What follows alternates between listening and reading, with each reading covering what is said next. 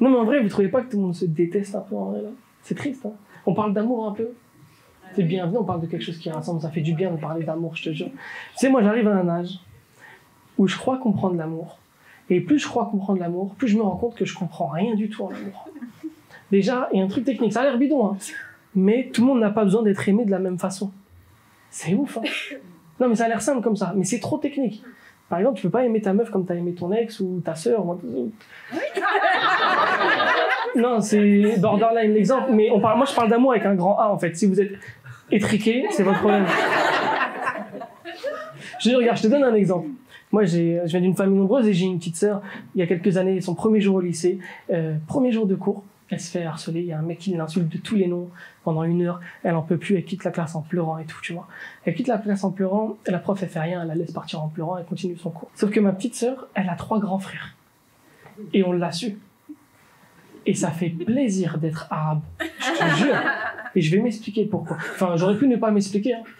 Ça fait plaisir d'être arabe, parce qu'il y a... Après, vous savez pas pourquoi, vous faites des recherches sur Internet, vous dites, c'est pas si ouf. Mais s'il est heureux, on est content pour lui, tu vois.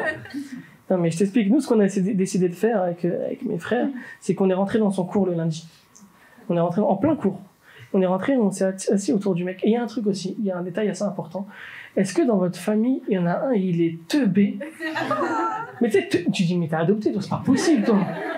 Vous connaissez ça? Mais t'as adopté, toi, t'as trouvé dans une poubelle, en fait. Vous disiez ça, vos petits frères et sœurs? Ouais, non? Ok, c'est que nous, la famille toxique, ça fait plaisir de... Moi, j'ai un petit frère, quand je te dis, il est... En fait, il fout la honte, en fait. Tu sais, des fois, il fait des trucs de fou, vraiment de con, et tu dis, il va pas faire pire, et il fait pire. Mais où s'arrêtera-t-il? Tu vois ce que je veux dire? Ce qui s'est passé, c'est qu'aujourd'hui, les petits jeunes d'aujourd'hui, ils ont banalisé les insultes fils de pute. C'est quelque chose de très courant. Maintenant, on dit fils de pute à tout le monde, même aux meufs. Et le petit gamin, il avait insulté ma sœur de fils de pute. Okay. Tu vois? Et je crois que c'est ça qui a le plus énervé mon frère. Je sais pas pourquoi. Et du coup, nous, on arrive et tout, on s'assoit autour du mec, en plein cours. La prof, elle comprend pas, elle est choquée un peu. Et le gars, il dit, ouais, mais je comprends pas, vous êtes qui? Et mon petit frère, il dit, c'est nous, les fils de pute. Oh là là. Mais il est con, ce gosse. Il nous fout la honte à chaque fois. Mais le coup de pression le moins crédible du monde. Et moi, j'arrive, j'essaie de réparer. Non, ça, c'est pas ce qu'il voulait dire. On n'est pas des fils de pute. C'est pas ça. C'est juste que c'est ridicule. Alors, tu sais, quand tu mets un coup de pression, que tu commences par t'expliquer, c'est nul. Hein. Tu sais, on a juste fait comprendre qu'on était les frères de ma sœur et que ça devait pas se reproduire, tu vois. Et après ça, on n'a pas de violence. Hein, juste, on a parlé avec lui, c'est un gamin, tu vois. Et après ça, ma petite sœur, elle a une scolarité de princesse. Je te jure. Et la prof, elle dit, quand on est en train de cours, elle a dit, mais vous faites quoi? On a dit, non, t'inquiète, on vient juste parler à quelqu'un et on barre.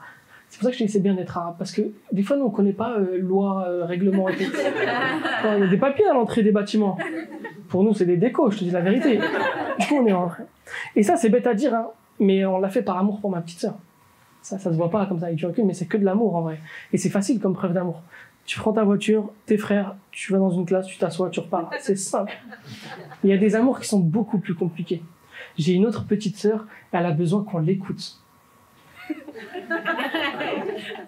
Tu veux pas, on frappe des gens plutôt, en vrai. Tu sais, il faut l'écouter, mais genre bien. Et j'ai appris un truc aussi avec l'âge. Il faut se mettre à la hauteur de la sensibilité de la personne à qui tu parles. Ça, moi, je savais pas. Ce qui ne t'atteint pas, toi, ne peut pas m'atteindre moi, tu vois. Et réciproquement. Si ça ne m'avait pas atteint, bah, ça doit pas t'atteindre. Ça fait 2 minutes que je sais pas ce que je raconte, mais ça fait plaisir. Non, mais vous m'avez compris? Ouais, merci. Donc ça sert à rien de ramener ta fraise, toi. Tu vois? Et c'est compliqué de se mettre à l'échelle des sensibilités de ton interlocuteur. Moi, ma petite sœur, elle était en dépression parce que elle avait un problème de gencive. Genre, elle remontait ou je sais, quelques mois avant, il y avait mon daron menotté dans le salon à cause de moi. Elle me parle de ses histoires de gencives. Mon daron, il me faisait la gueule, il voulait plus me parler. Je disais, ouais, j'arrête de faire la gueule, t'es un gamin, toi. Il dit, je sais pas, je me suis peut-être fait menotter dans le salon. Je dis, bah, c'est bon, c'est pas non plus un truc de ouf. J'aurais pu faire menotter dehors, ça fait mal le goudron, là, putain, à la maison. À domicile, il y avait un tapis tout doux. Il y en a, ils sont menottés dehors. Tu penses à ces gens-là? Là, t'étais à la maison tranquille, il t'a démenotté, normal, bien. Après, avec du recul, j'ai compris pourquoi il me faisait la gueule. C'est chaud un peu, quand même, tu vois. Il m'a pas parlé pendant longtemps. Et je te jure que, sincèrement, pour ça, je te dis à quel point j'étais teubé, je comprenais pas pourquoi il me faisait la gueule. J'étais vraiment en mode, ouah, c'est un vrai boudeur, lui.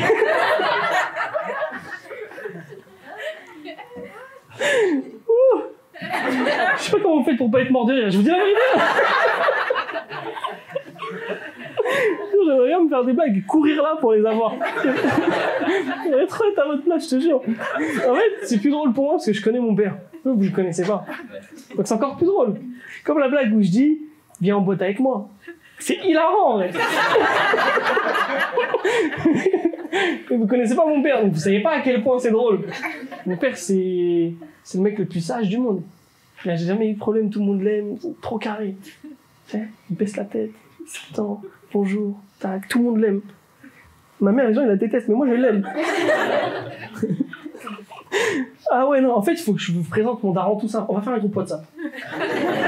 On va mettre mon père dedans, vous allez tous le rencontrer et vous allez vous rendre compte à quel point c'est drôle. Parce que j'ai tellement de respect pour mon père, donc juste de dire sur scène, ouh, je suis allé loin dans le délire là. Ouais. Ta petite sœur. Ma petite sœur, parle pas de ma famille, je vais te niquer. Avec mes frères, on va te marrer. Tu sais, ma petite sœur, problème de gencives, tout ça, il faut se mettre à l'échelle de sensibilité. C'est compliqué l'amour. Moi, je galère à comprendre ça, tu vois. Et même l'amour amoureux, en couple, c'est quelque chose de compliqué. Moi, je me suis mal éduqué, tu vois. Je me suis éduqué mal, j'aimais qu'on m'aime mal. Vous avez vu ce que j'avais posté sur Insta, là? Oui. Ouais. Bah, c'était là. Ouais, quand j'avais fait... Je vais pas faire un freestyle, j'ai mûri depuis la semaine dernière. Mais en fait, moi, je me suis éduqué de façon à ce que j'aimais mal et j'aimais qu'on m'aime mal. Parce que pour moi, c'était normal. Je ne vais pas faire le mec. Ouais. Ne chauffez pas la vie de ma mère. Ok.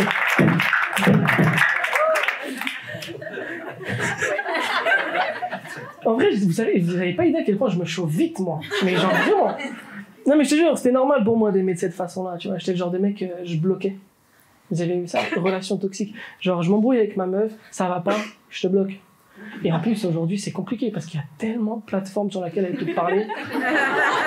C'est mieux, tu tues les gens direct. Hein. C'est tellement... Avant, tu bloquais le numéro, c'était réglé. Là, maintenant, il y a WhatsApp, Insta, Snap, tag, des... J'ai tout, moi, bloque tout.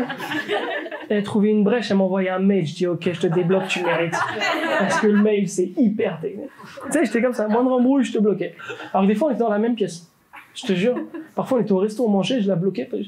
Oh, tu m'as saoulé. Je prenais mon téléphone, je bloquais. Cassos, un cassos. Parce que des fois, vous pensez au vous d'avant et vous avez honte. Mais j'avais honte, je te jure, je la bloquais tout le temps. Comme ça, on se bloquait. Et en fait, j'ai compris un truc. J'avais énormément de mal à dire à quelqu'un que je l'aimais, si je l'aimais. Tu vois. Alors que quand j'aime pas quelqu'un...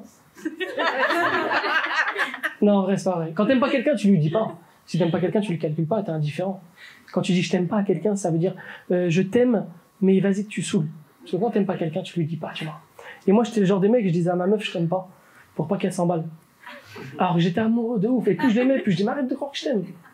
Genre, je lui offrais des roses comme ça. Je t'aime pas. Fais bisous. Tu sais, donc je bluffais énormément, je disais des choses que je pensais pas pour faire réagir les personnes avec qui j'étais. Par exemple, j'étais le genre de mec, à la moindre embrouille, je disais, vas-y, ça y est, tu m'as saoulé, je me tire. Je me tire. Je me dis, vas-y, bah tire-toi. Je dis, j'ai pas dit je me tire quand, pourquoi t'es pressé comme ça? Je dis, on va manger d'abord, non?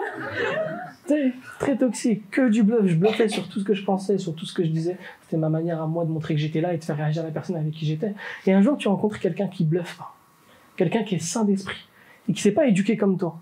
C'est-à-dire qu'elle te dit tout ce qu'elle pense. Il n'y a pas de contre-pied, tu dois analyser ce qu'elle veut dire en vrai. Elle te dit tout ce qu'elle pense. Et elle te dit je pars et elle part. Tu dis tu fais quoi là? Mais j'ai jamais vu ça de ma vie.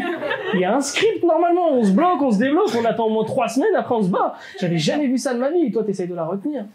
Parce qu'on t'a dit c'est quand tu aimes quelqu'un, tu la retiens. T'essayes de la retenir. Mais elle veut pas, elle part pour de vrai. Qu'est-ce que tu fais? Je peux pas aller chez elle avec mes frères.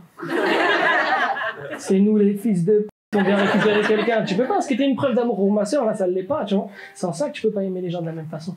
Et tu sais, c'est dingue comme aujourd'hui tout le monde se déteste, en France en tout cas. Je sais pas si vous vous rendez compte de ça, mais on se déteste tous. Hein. C'est pour ça que ça, c'est des petits endroits de paix, tu vois.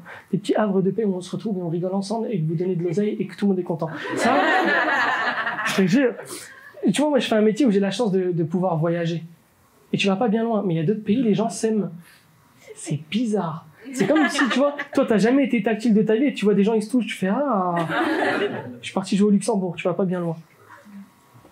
Je vais au Luxembourg, je suis accueilli dans un hôtel, tu vois, et le mec qui nous accueille, le directeur de l'hôtel, je suis avec Nordine en plus, tu vois, il nous accueille, c'est un grand blond aux yeux bleus. Et il vient, il me dit salam alaikum, vous avez fait bon voyage? Je dis mais tu fais quoi là? Qu'est-ce que t'essayes de faire là? Tu sais, j'ai l'impression que c'était un guet-apens. Si je répondais allez comme salam, paf, on me plaquait. J'ai l'impression que c'était un piège, tu vois. Et il me fait comprendre avec un petit peu de condescendance que non, t'es pas en France ici en fait. Ici, nous, on s'aime. Je dis ouais, mais nous, il y a plus d'ambiance. J'avoue, nous, on se déteste, mais c'est mortel, tu vois.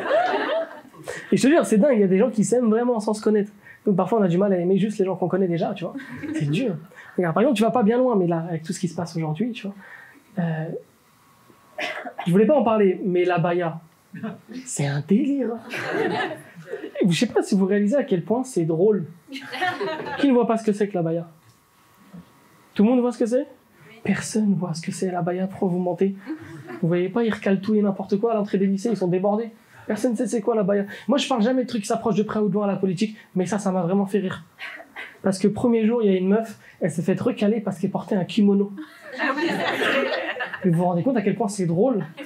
Parce que peut-être que la meuf, après les cours, elle avait judo, la pauvre. Et elle s'est dit, vas-y, je gagne du temps, je mets le kimono. Et elle arrive au lycée, on lui dit, mais qu'est-ce que tu fais? C'est mort. Elle dit, pourquoi? Elle dit, mais islam. On lui dit, non, kung fu. Ça n'a rien à voir, frérot, qu'est-ce que tu me racontes? Elle se fait recaler. Moi, je trouve ça trop bien qu'ils interdisent la baya. Je te jure, je vous le dis très honnêtement, je trouve ça trop bien. Je vais m'expliquer. Mais c'est trop bien parce que on essaye d'identifier la personne musulmane, la femme musulmane, ou peu importe, tu vois. Elle est comme ça, comme ça, comme ça. Et plus on essaye de l'identifier et de dire qu'elle ressemble à un profil type, plus on a du mal à les identifier. C'est-à-dire que les personnes qu'on pensait mal intégrées sont plus intégrées que ça. Parce qu'on recale des Japonais qui vont au judo, ça n'a rien à voir. Et c'est pour ça que c'est bien. Plus tu vas vouloir diaboliser une personne, plus tu vas te rendre compte qu'elle fait partie du groupe, tu vois. C'est en ça que c'est bien d'interdire ces choses-là. Et moi, je pense sincèrement que toutes les meufs là, toutes les meufs, vous devez sortir dans les rues et manifester maintenant. Parce qu'aujourd'hui, tout est approprié, tout est relié à la religion. C'est-à-dire que dans pas longtemps, ils vont interdire les barbes. Les filles, je vous parle sérieux. Hein. Vous allez vous rendre compte à quel point on est chum, que vos mecs, ils ont tous des gueules de fiac, et ça va être un délire. Vous allez tous être dans les rues de Paris, mettez la burqa, ce que vous voulez, mais la barbe, c'est chaud, wesh. Moi, je dis ça pour vous, prenez de l'avance. Hein. Faites le test. D'ailleurs, si vous sortez avec des gens, des mecs qui ont des barbes, avant de faire un enfant, rasez-le. Rasez-le. Parce qu'après, vous êtes là, vous avez des gosses, ils ressemblent à mon fiac, et vous dites, mais c'est quoi cette dinguerie? Fallait le raser. Regarde ce qu'il y a sous sa barbe, tu vas être choqué, wesh. Je dis ça pour vous, moi.